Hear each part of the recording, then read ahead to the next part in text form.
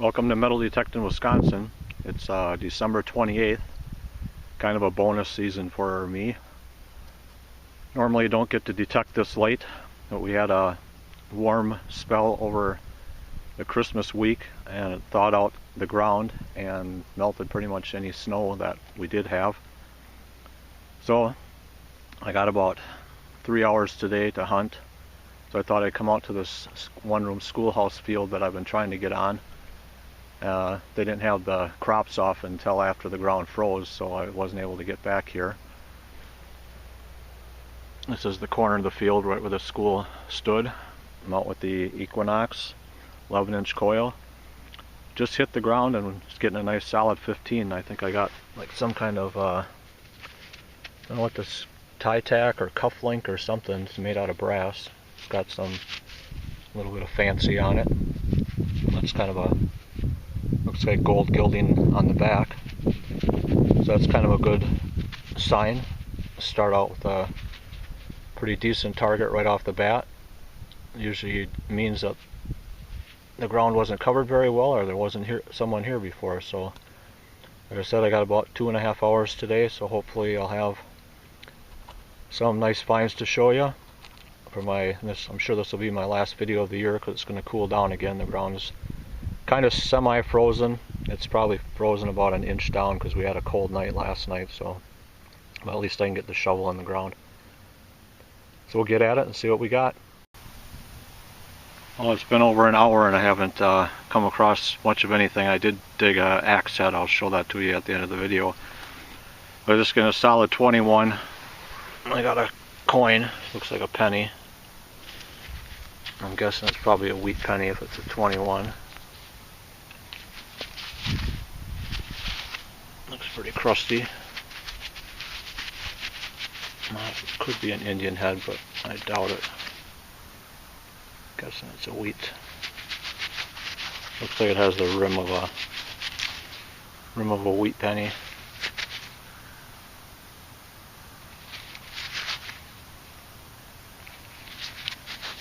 A lot of iron running into like this what's called Cream City brick, which is kind of a common brick for building back in the 1800s. So I'm definitely on the right site. A few pieces of glass I also saw. Yeah, I think this is a wheat penny. We'll try to clean it up and get some kind of date off of it. This was 26, 27. It was going back and forth and not real consistent, but I thought I'd dig it anyway. I've been digging iffy signals. Looks like I got an old pocket watch, or not pocket watch, pocket knife. I just tried to live dig a little while ago. It was a solid 26 in both directions. Ended up being a screw cap for a bottle. I had the curse of the live dig. This corner of the farmer spread out the manure too, so it's kind of been a, pardon the word, shitty job.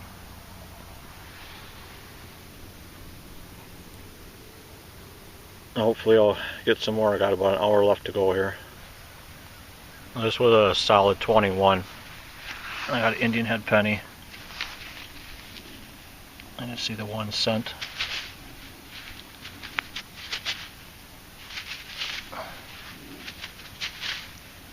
I'll have to clean it up a little bit better and see if I can get a date off of it. It was down about 4 inches.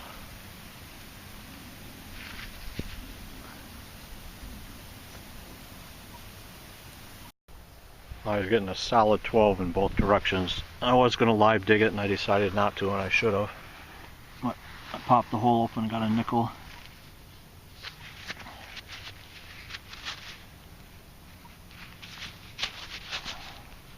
It's like a buffalo.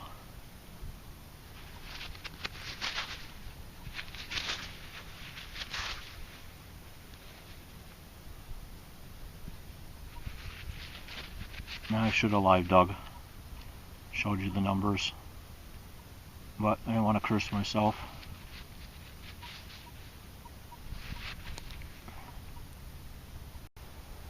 There's a picture of the axe head that I dug up. Doesn't look too old,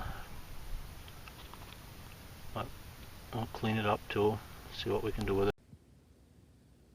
Now this is a wrap up of the hunt from today. Ended up with 3 coins, pocket knife, and the pretty sure it's a cuff link. It's got some fancy on it. On the back side there's some gold gilding. I don't know if you can see that on there. So it's probably a nice cuff link at one time. So the Indian head ended up being in 1885. The buffalo was 1919 and the wheat penny is 1920. So definitely fits in with the dates of the schoolhouse. And what I think I'm going to do is add a wrap up to the end of this video for my year, since this will be the last video I'm putting out this year. I just wanted to show you my table here.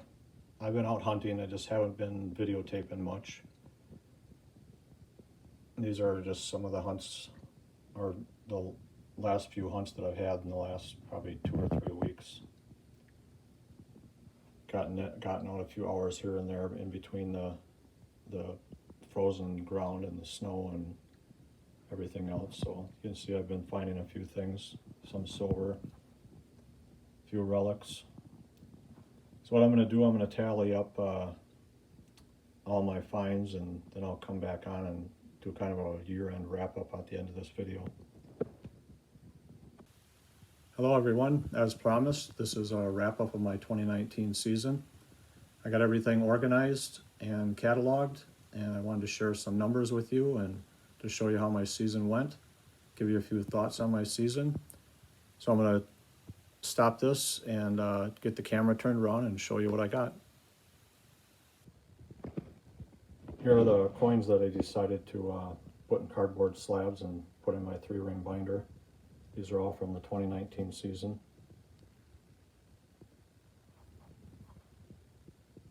Overall, pretty good year as far as coins goes. My silver count was not as high as it usually is, but silver's getting more scarce. It doesn't replenish itself. So as far as numbers go, I had $31.75 in clad, 113 wheat pennies, 38 silver coins, which consisted of 3 Washington quarters, 3 Barber dimes, 16 Mercury dimes, 12 Roosevelt dimes, and 4 war nickels. I had 11 Indian head pennies, 8 Buffalo nickels, 7 V nickels, and my oldest coin was an 1865 Indian head. I had 6 sterling silver rings and 3 gold rings, and one of those gold rings was a recovery. It was for a farmer who had lost his wedding ring when he was throwing hay into his barn for bedding for his cows. So he has an 1860s farmhouse, and he gave me permission as a reward to come back and search his property. He did want to pay me, but I told him I didn't want any money. I just wanted to come back and hunt his old property. So I'll be doing that sometime in the spring. I think I had 42 hunts total, probably averaged 3 hours per hunt, something like that. I did pick up one new item. This, as far as equipment goes, you can see my wall of equipment over there. My XP Deus I have in that backpack, because I usually take that along as my backup machine. I have been using that as my backup water machine, but it's kind of a pain in the butt to set that up for water, and nothing except the coil is waterproof, so you got to put the box inside of a waterproof container, and I just don't like using it in the water that much. So what I decided to do was pick up the Nocta Macro Simplex.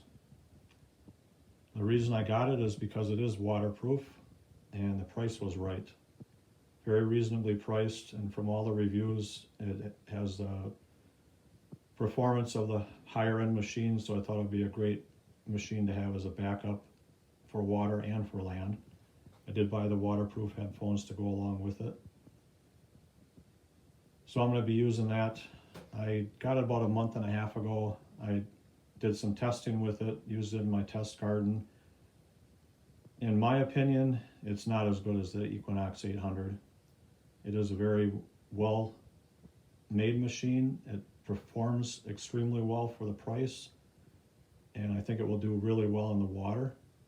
So I'm going to mainly be using that as a backup for my water machine, but I will be doing some hunts with it just so I can get used to using it. But I'm going to wait till the spring and summer to do that.